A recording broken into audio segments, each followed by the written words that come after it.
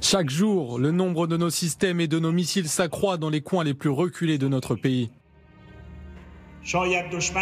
L'ennemi pensait peut-être que notre puissance de production avait stagné, mais le taux de croissance de notre force de frappe est à la hauteur de la situation.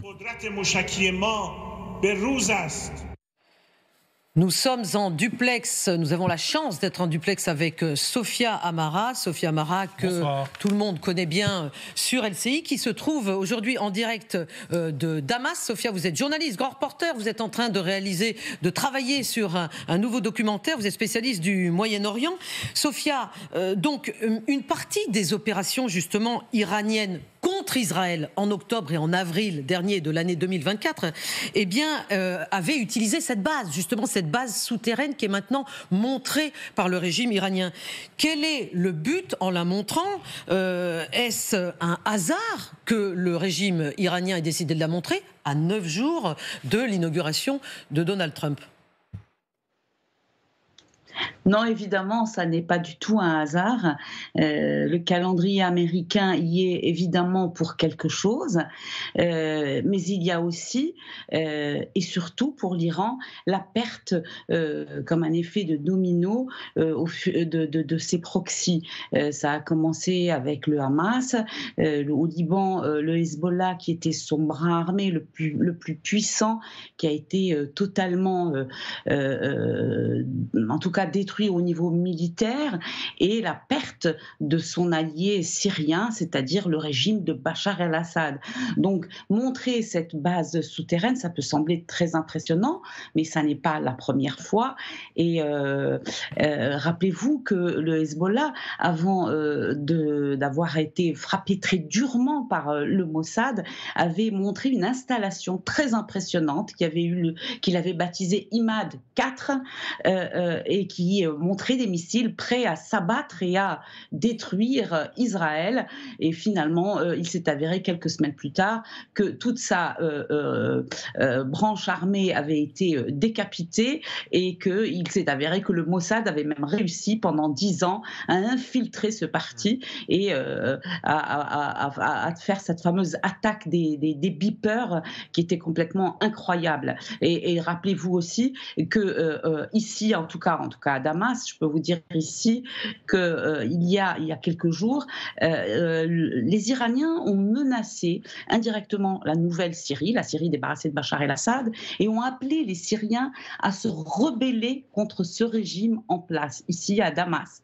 Et ça avait fait rire les Syriens, qui avaient vu là, encore une fois, un signe de la faiblesse des Iraniens, et qui moi, pour les avoir rencontrés, me disaient, écoutez, quand les Iraniens montrent les dents, c'est que vraiment, ils sont en mauvaise posture et qu'ils ne peuvent pas mordre. Justement, Général, là, en fait, à travers ces images qu'on voit, alors on voit que ce sont des entrepôts de missiles, notamment, on parle de missiles hypersoniques, décidément, on n'en aura jamais autant parlé, oui. C'est pas n'importe quoi non plus, mais c'est en fait, le message qu'on veut véhiculer, c'est aussi, regardez cette base. Il y en a peut-être d'autres à travers le pays. On n'arrête pas de dire que l'Iran est affaibli. En fait, à en voir ces installations, pas tant que ça d'un point de vue militaire. Oui, le message est clairement politique, c'est de dire vous nous avez bombardés, le Hezbollah est affaibli, le régime syrien a changé, vous nous avez détruit des usines de Shahed, de missiles, etc. Mais regardez, on est toujours vivant, ouais. On est toujours là, et on n'a jamais été aussi puissant, puisque regardez, on a des bases secrètes, etc. Mais c'est toujours pareil, le fait d'avoir besoin de montrer ces bases, c'est la preuve qu'on en doute, et puis que peut-être qu'on a besoin de rassurer ses propres alliés sur sa propre puissance. Je crois que quand on a besoin de faire de la communication sur ses propres bases secrètes, c'est effectivement qu'on n'est pas tout à fait sûr de sa propre puissance, sinon on n'en parle pas. On laisse l'ennemi dans le doute et dans l'ambiguïté. Ce qui est stratégiquement plus... Bien entendu. Là, je crois qu'effectivement, l'Iran est affaibli, l'Iran le sait, a besoin de démontrer qu'elle reste la puissance incontournable de cette partie du monde, malgré les revers officiels et physiques qu'on a vus ces derniers temps. Gallagher. Non, je suis tout à fait d'accord. C'est-à-dire que je pense qu'il y a un côté balle dans le pied dans cette vidéo. je trouve que comme démonstration de puissance de se mettre 20 ou 40 mètres sous terre devant des types assis sur des chaises en plastique violette pour dire qu'on n'a pas peur, ça me paraît un peu contre-productif. D'autant que deux choses, il y a de vrais doutes sur la qualité de certains des missiles qu'on voit à l'écran, et notamment leur précision, ou manque justement de précision, qui se comptent parfois, me semble-t-il, en centaines de mètres. Autre chose, c'est qu'ils affirment que c'est depuis cette base que l'attaque a été menée, a été lancée. Voilà. Oui, attaque qui n'a fait quasiment aucun dommage. Malgré les 200 missiles lancés. Oui, sur le territoire israélien. Donc c'est un régime, c'est une marque de plus d'un régime qui est véritablement, en tous les cas pour moi, aux abois. Alors, très intéressant, aujourd'hui même était en France, et on ne le savait pas, on l'a appris tout à l'heure, Keith Kellogg, qui est l'envoyé spécial de Donald Trump, le futur président américain, pour les questions internationales. On le pensait spécialisé sur les questions sur l'Ukraine, et d'ailleurs il était prévu qu'il aille en Ukraine au mois de janvier, son voyage a été reporté, mais figurez-vous qu'il était aujourd'hui en France. Où exactement, à Auvers-sur-Oise, absolument, et qu'il a participé à une réunion du Conseil national de la résistance iranienne. Donc c'est une organisation, bien évidemment, en exil. Et voilà ce qu'il a dit à propos du sujet dont nous parlons en ce moment même. Le régime iranien est plus faible et plus vulnérable qu'il ne l'a été depuis des décennies. Il ne faut pas les craindre. Il faut les défier et le changement doit intervenir, et ce dès maintenant. Nous comprenons la menace mondiale que représente l'Iran, en particulier en tant que puissance nucléaire. Pour les États-Unis, une politique de pression maximale doit être rétablie et doit l'être avec l'aide du reste du monde. Cela implique de soutenir le peuple iranien et ses aspirations à la démocratie. Aurélien Duchesne, je le rappelle, cet homme est un représentant de Donald Trump. Et on peut se demander si justement avec le retour de Trump, l'Iran ne va pas craindre des frappes majeures sur son programme nucléaire. On peut le craindre d'une part au regard des déclarations de Trump, déclarations récentes, on parlait là des otages du Hamas, de la bande de Gaza, mais également des alliés donc, du Hamas, à commencer par l'Iran. L'idée de déclencher, alors Trump avait parlé d'enfer, littéralement de déclencher l'enfer au Proche-Orient si les otages n'étaient pas libérés. De la même manière, alors ce Keith Kellogg, théorie qui vaut ce qu'elle vaut, je parle sous le contrôle de Gallagher, je pense que si c'est lui qui s'exprime, alors que de base il est missionné plutôt sur la Russie et l'Ukraine, c'est que je crois qu'il n'a pas besoin, lui, d'une procédure de confirmation par le Congrès.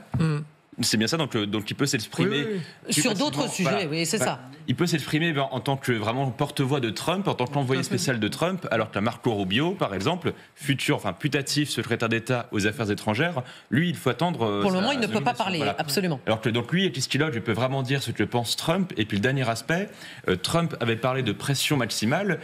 Évidemment, nous on songe à, quand il déchire en 2018 l'accord obtenu de haute lutte sur le nucléaire iranien, un accord qui prévoyait de lever des sanctions contre l'Iran en échange d'une renonciation effective et contrôlée de l'Iran à son programme nucléaire. Bon, et bien Trump veut faire la même chose qu'à son premier mandat, mais en pire. Et cette fois, il y a Netanyahou qui est là pour faire le boulot à sa place. Sophia Amara, vous qui êtes à Damas, en Syrie, est-ce que justement une possible attaque américaine sur des infrastructures iraniennes, en effet, est-ce que c'est dans la tête des Iraniens? Et surtout, est-ce que les pays qui sont voisins de l'Iran l'appel de leur vœu, justement, pour faire en sorte que cette mainmise iranienne, qui est quand même très présente dans tous les pays alentours, cesse? Et alors évidemment que les pays qui ont souffert de l'influence iranienne dans la région souhaitent la fin de ce régime, qu'il s'agisse des populations ou des gouvernements, en l'occurrence en Syrie, celui qui vient de changer, c'est-à-dire celui de Ahmad al-Shara. Cela étant dit, on se méfie aussi, et dans le même temps, de l'interventionnisme américain, parce qu'on a vu ce qu'il a pu produire, notamment en Irak. Donc, ce que les Syriens, en tout cas, puisqu'on parle de Damas, ce qu'ils appellent de leur vœu, ce qu'ils souhaitent, en tout cas, c'est évidemment de voir le peuple iranien se libérer du joug de ce régime brutal et qui a eu une influence très néfaste sur la Syrie. Aujourd'hui, l'Iran est complètement balayé en Syrie, et les Syriens s'occupent plutôt de leur propre pays. Et aujourd'hui, pour certains, une nouvelle révolution commence, celle de la reconstruction de l'État syrien. Donc l'Iran n'est plus vraiment dans les priorités de la Syrie, même si évidemment on reste très méfiant à l'égard des tentatives de déstabilisation de la part de ce pays. Mais ils n'attendent pas après les Américains. Je pense que ce qu'ils espèrent, c'est de voir les Iraniens eux-mêmes se dresser pour faire tomber ce régime, et ce serait finalement la fin de ce fameux arc chiite qui a fait tant de mal à la région du Proche-Orient.